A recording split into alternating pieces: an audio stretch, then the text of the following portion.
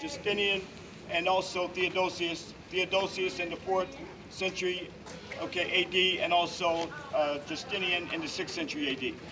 Why was this temple closed?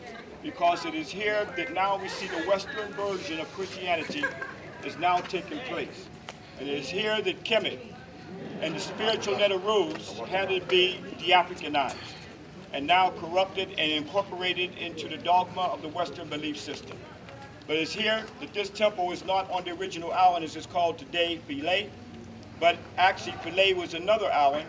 They had to dismantle this whole temple and reconstruct it on this island that is called Angelica Island right here.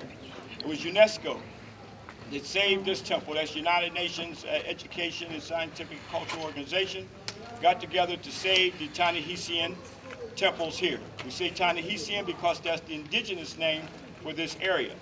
Nubia comes from Nubia. The first time we hear the term Nubia is through Strabo. But our ancestors in Kemet either called the land either Kush or Taseti, the land of the bow, or Tanahisi. That would be the area that we're in right now. And then the mother of, we say Kemet, is Kush.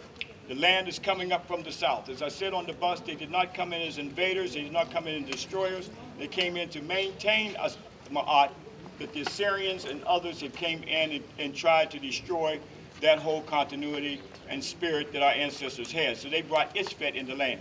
But it was the Tanahisians, or Nubians, who fought to maintain the spiritual system of the worship of the goddess Aset that we see here.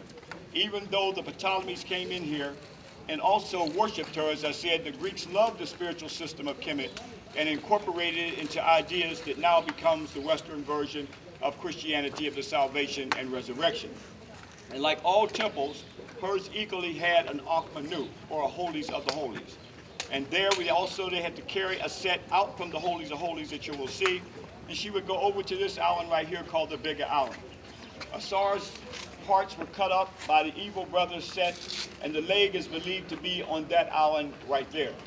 But it's here that our ancestors saw that this was the spiritual house, and the Ankh-Manu was the holy place of Aset.